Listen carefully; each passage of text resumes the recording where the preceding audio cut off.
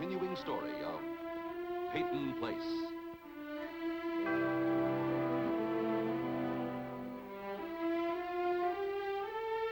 Starring Dorothy Malone as Constance Mackenzie, Warner Anderson as Matthew Swain, Ed Nelson as Michael Rossi, Mia Farrow as Allison Mackenzie, Ryan O'Neill as Rodney Harrington, and Barbara Parkins as Betty Anderson.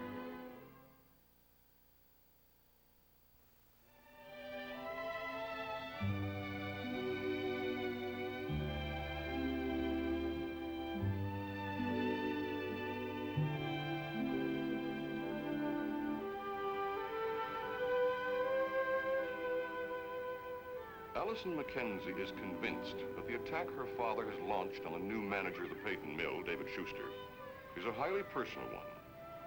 It took the form of a letter to the editor. It appeared in the columns of the Clarion, signed openly, Elliot Carson. Hello there. Oh, hello, Mr. Schuster. You look as if you could use some help. Yes, I got carried away. It always happens when I go to Guido's. I can't resist Italian grocery stores. I think it's the smell. All those strings of garlic and peppers and sausages and cheeses. Stop. You're making me homesick. I haven't had a good Italian dinner since we came here. I'll think of you eating your spaghetti tonight. Oh, no, you don't eat spaghetti at a clam bake. These are just the trimmings. Here, I'll take it. Oh, thank you. A clam bake, eh? All right, I'll think of you digging clams. Oh, no, we're cheating. No time for digging. Rodney has to work late, so we're gonna pick up our clams at the wharf. Ah, lucky Rodney. Lucky you. I wish I could go along.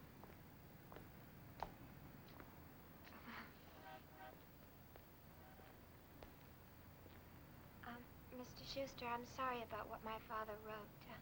If he'd known you better, I don't think he would have written it. Thank you, Allison. Allison? Oh, Father. Oh, you know Mr. Schuster? I think I'll take my groceries now, Mr. Schuster. I'm just going into the bookstore. I'll take them to the door for you. All right.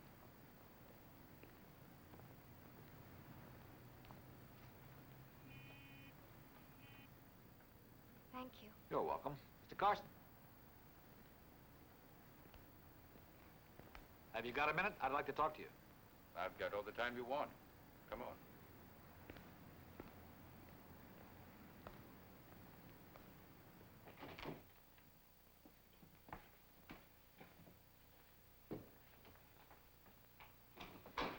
I'll have a chair.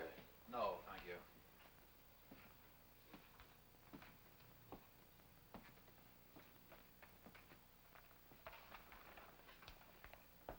It was quite a blast. Yes, it was. You managed to form a lot of opinions without knowing me. No, you represent the Peyton Mill. I attacked policy, not a man. No, you attacked the man who made the policy.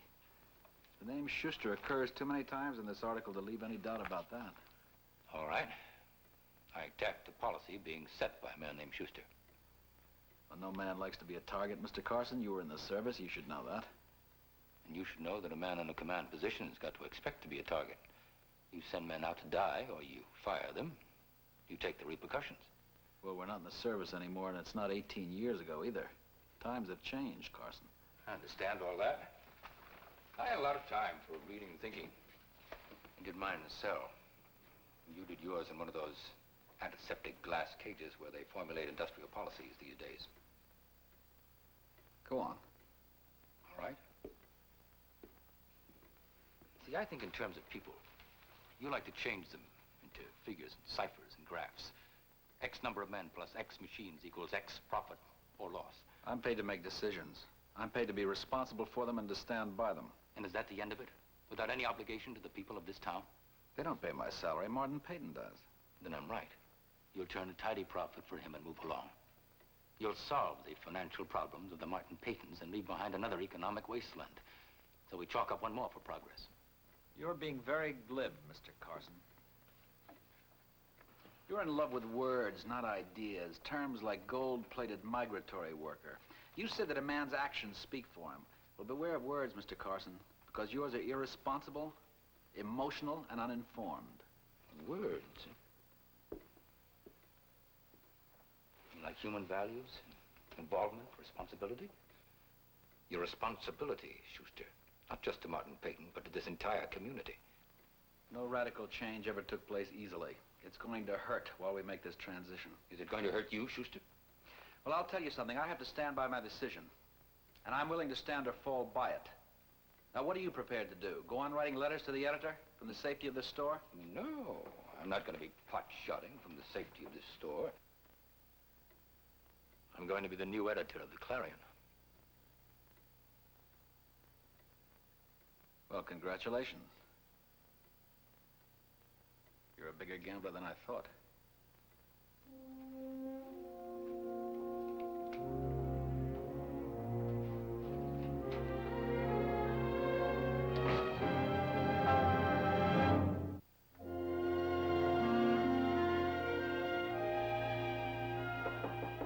Come in. Oh, Kenneth, come in. Dr. Rossi, good of you to see me. Sit down, anytime. Thank you. Well, I'm on my way back to Pittsburgh. I did want to come and tell you, though, that, do you know, when you first called me to tell me my brother was here in Peyton Place? I never realized that first call would wrench you away from your business and bring you here. Well, you had no way of knowing that. But if you hadn't called me, told me my brother was here and he was ill and needed treatment, we would never have had this chance. I take it then Vincent's going back to Peru. Yes. And the money? Well, I'm financing him fully. No strings attached. No Kenneth Markham Foundation. You're responsible in great part for that, you know. I'm very aware of the conversations we had together. And I can't imagine what you said to Vincent to convince him to come and see me the way he did. He's a very proud man. In any event, I'm grateful. That turned out to be quite a phone call, didn't it? I can't exactly leap for joy into the air over the bill. It's $110,000 a year. It's a lot of money. Well, it's like the painful aftermath of most operations. Could I use your pen? Certainly. Will you be leaving town the same way you came in? You mean in a blaze of helicopter blades? It's a very interesting ordinance you have in this town. No propeller-driven aircraft are permitted to land in the town square. I think if I brought my jet, I could have gotten away with it. There we go. $10,000 to the doctor's hospital. What is... Now, I've made that check out to the doctor's hospital, but I want you to determine how it's going to be used. Now, thank you. It'll put me in an awkward position. Well, think of the position you placed me in after all these years. A philanthropist.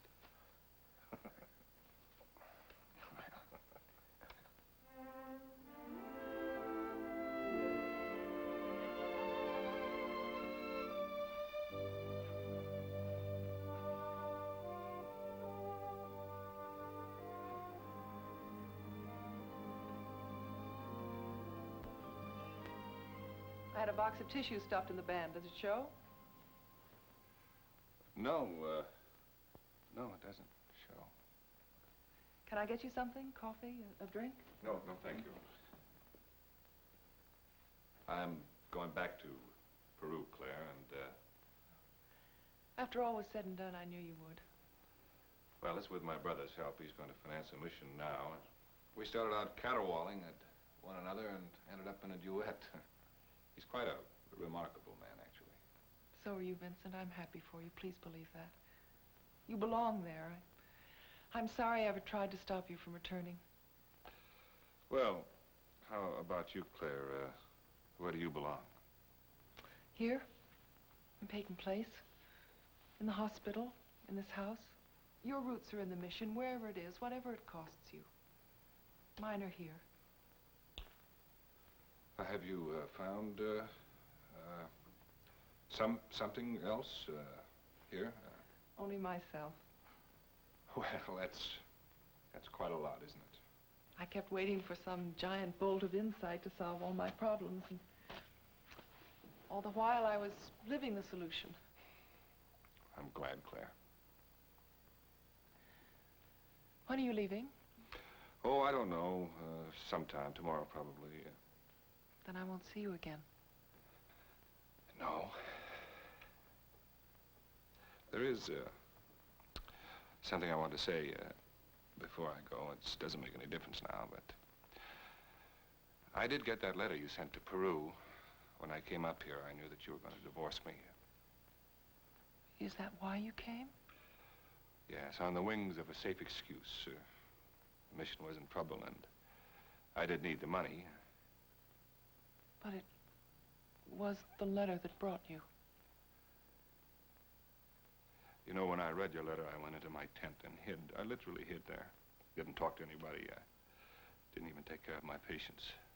First, the staff made excuses for me. They said the good doctor is ill, don't disturb him. And then finally, they went away and left me completely alone. I just sat there and looked at your neat, precise words, each one a little saber of truth, and finally I caved in completely like a balloon. Why didn't you tell me? Well, I didn't think you'd go through with it. I faced you. But when you did, I couldn't call it back. I tried, Vincent. I tried to call it back that night I came to your room. Yes. 6,000 miles wasted because I couldn't cross 6 feet of hotel room and take you in my arms and tell you that I needed you. You made your decision, and you know it's the right one. It's sort of an illogical, logical conclusion to an illogical beginning. No more false idols.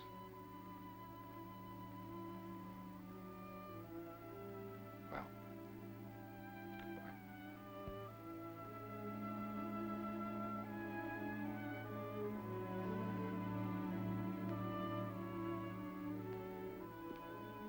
Vincent.